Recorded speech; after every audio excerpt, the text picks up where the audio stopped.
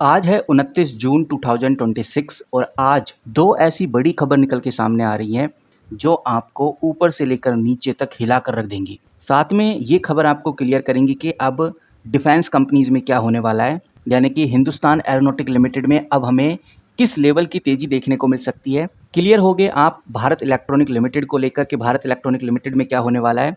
साथ में बीडीएल में किस तरह की तेजी देखने को मिलेगी, मझगांव डॉक शिप बिल्डर में किस तरह की अपडेट हमें देखने को मिल रही है। वहीं कुछ और बेहतरीन कंपनीज जैसे अपोलो माइक्रोसिस्टम का क्या लेना देना है इन दो बड़ी खबरों से। वहीं पारस डिफेंस जैसी कंपनीज में क्या अपडेट है, और हम डेटा पैटर्न, कोचिंग शिपयार्ड जैसी कंपनीज के ऊपर भी डिस्कस करेंगे। यानी कि ओवरऑल डिफेंस सेक्टर में क्या होने वाला है इस पर हम चर्चा करेंगे। और सबसे पहले मैं आपके सामने एक बड़ी खबर रखता हूँ। ये खबर अभी तक आपने ऑलरेडी जान ली होगी, जहां हमने देखा यूएस और ईरान के बीच में जो सीज़ फायर चल रहा था वो बहुत ज़्यादा वीक हो चुका है। दोनों तरफ से बिल्कुल नए अटैक होते हुए नज़र आ रहे हैं और इस वजह से जो इन दोनों कंट्रीज़ ने पीस ऑफ एग्रीमेंट साइन किया था वो बिल्कुल टूटने की कगार पे आ चुका है। और इन्हीं सब हालातों की वजह से इंडियन स्टॉक मार्केट काफ़ी ज़्यादा अनस्टेबल है, काफ़ी ज़्यादा ऊपर नीचे होता है। यहाँ पर देखने में आ रहा है कि जो यूएस है, यूएस ने ईरान के कई मिलिट्री टारगेट्स पर एयर स्ट्राइक किया। अब अमेरिका ने ऐसा क्यों किया, इसके पीछे अमेरिका का कहना है कि ईरान ने पहले हमारे कॉमर्शियल शिप के ऊपर अटैक किया था और स्ट्रेट ऑफ हर्मोज में शिपिंग को थ्रेटेड किया था। इस वजह से यूएस ने ईरान के कई मिलिट्री टारगेट्स को एयर स्ट्राइक कर दिया है। अब इस केस में ईरान भी चुप नहीं रहने वाला और ईरान ने भी बड़े स्ट्राइक यहाँ पे किए हैं। 29 जून 2026 की ये अपडेट है। ईरान ने जवाब में बहरीन और कुवैत में जो मौजूद यूएस मिलिट्री बेस सिस्टम था उसको ड्रोन से उड़ाने का पूरा कोशिश किया है। फिलहाल यूएस मिलिट्री बेस ने कुछ ड्रोन्स को, कुछ मिसाइल्स को इंटरसेप्ट कर लिया था, लेकिन फिर भी माहौल काफ़ी टेंशन से भरा हुआ है। यूएस मिलिट्री बेस में काफ़ी डैमेज भी देखने को मिले। वहीं डोनाल्ड ट्रंप ने ईरान को वार्निंग देते हुए कहा कि अगर ईरान ने अटैक कंटिन्यू किए तो और भी बड़े मिलिट्री एक्शंस अब ईरान के ऊपर हो सकते हैं। और इसी के चलते हुए जो स्ट्रेट ऑफ हर्मोज है वो फिलहाल अभी सबसे बड़ा इशू बना हुआ है। स्ट्रेट ऑफ हर्मोज को लेकर ईरान बहुत क्लियरली कहना चाहता है कि जितने भी शिप हैं वो उसके कंट्रोल वाले रूट से ही गुजरें, जबकि यूएस इसे इंटरनेशनल वाटरवे मानते हुए फ्री नेविगेशन की डिमांड कर रहा है कि यानी कि शिप किसी भी रूट से जा सकता है। और इसी इशू की वजह से ऑयल सप्लाई और ग्लोबल शिपिंग पर प्रेशर बना हुआ है। इसी के चलते हुए गाइस जो इजराइल और लेबनान है उसके फ्रंट पर भी शांति बनी हुई नहीं है। यानी कि जो पीस फ्रेमवर्क था उसको साइन होने के बाद भी इजराइल ने लेबनान में नए स्ट्राइक किए हैं, जिसके चलते हुए हिजबुल्लाह ने भी यहाँ पर एक स्टेटमेंट दे दिया है। उन्होंने एग्रीमेंट को रिजेक्ट कर दिया है। इससे पूरे वेस्ट एशिया में टेंशन का माहौल बना हुआ है। वहीं गाइस कह सकते हैं कि डिप्लोमेसी अभी खत्म नहीं हुई है। रिपोर्ट के मुताबिक तो ये बोला जा रहा है कि यूएस और ईरान ने फिलहाल अभी नए अटैक्स को रोकने के लिए दोहा यानी कि कतर के अंदर, ये आप देख सकते हैं, दोहा यानी कि कतर के अंदर 30 जून को बातचीत करने पर सहमति दिखाई है।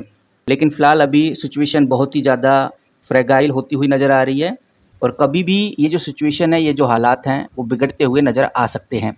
और इन सब चीज़ों के चलते हुए जो डिफेंस कंपनीज़ हैं, चाहे वो हिंदुस्तान एरोनॉटिक हो, भारत इलेक्ट्रॉनिक हो या फिर भारत डायनेमिक लिमिटेड हो, मझगांव डॉक शिप बिल्डर हो, पारस डिफेंस हो, डेटा पैटर्न हो, अपोलो माइक्रोसिस्टम हो, ये सभी कंपनीज़ इस तरह के सेंटिमेंट्स की वजह से काफ़ी ज़्यादा नज़र में रखी जाएंगी, यानी इन्वेस्टर्स की नज़र इन कंपनीज़ पर रहेगी।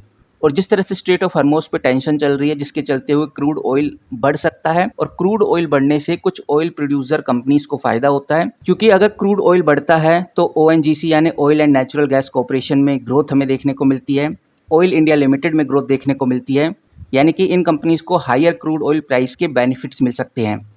सिर्फ खबर इतनी ही नहीं है, अब बढ़ते हैं दूसरी खबर की तरफ जो आपको बहुत क्लियर करेगी कि अब आगे डिफेंस कंपनीज में क्या होने वाला है।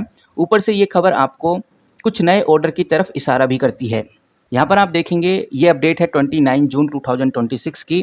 पुतिन ने यहाँ पर एक बड़ा स्टेटमेंट देते हुए एक बड़ी बात कही है, यानी कि रसिया के प्रेसिडेंट पुतिन ने कहा है कि रशिया को अपनी एयर डिफेंस कैपेबिलिटी को और स्ट्रॉन्ग करना है और यही रीज़न है कि यूक्रेन लगातार ड्रोन से रसिया के ऑयल रिफाइनरीज और एनर्जी इंफ्रास्ट्रक्चर पे कंटिन्यू अटैक कर रहा है।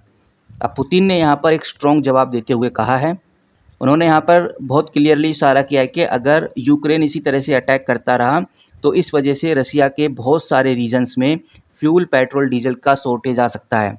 लेकिन उनका कहना ये भी है कि फ़िलहाल अभी ये शॉर्टेज काफ़ी ज़्यादा कंट्रोल में है और गवर्नमेंट इस प्रॉब्लम को जल्द ही हैंडल कर रही है। सवाल ये है कि भाई बेसिकली रशिया क्या करेगा?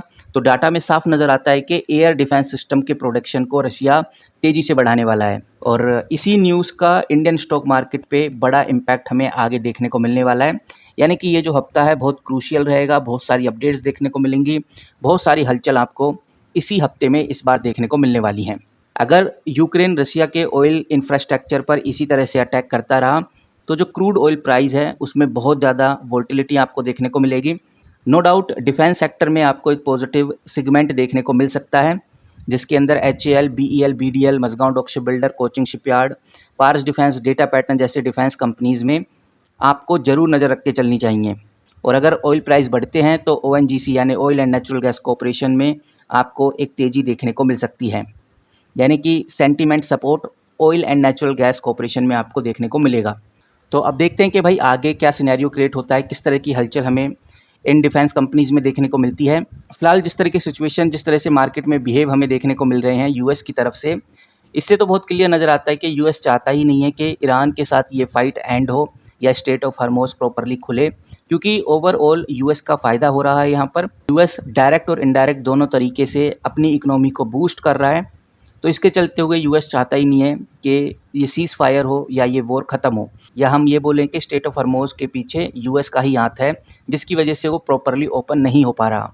अब देखते हैं कि भाई 30 जून को क्या हमें देखने को मिलता है, इन दोनों के बीच में किस तरह की टॉक होती है और इसके चलते हुए यूएस और ईरान किस तरह का एक्शन लेते हैं। आपको क्या लगता है, क्या 30 जून को जो दोहा यानी कि कतर के अंदर जो मीटिंग होने जा रही है, इस मीटिंग में कोई बड़ा स्टेटमेंट रिलीज़ होगा या नहीं, ये एक देखने का मुद्दा रहेगा। फिलहाल इन सब चीज़ों के चलते हुए इंडियन स्टॉक मार्केट में हलचल हमें देखने को मिल रही है, जहाँ पर निफ्टी 50 कुछ खास परफॉर्मेंस किया नहीं है, 0.96% की ग्रोथ में है।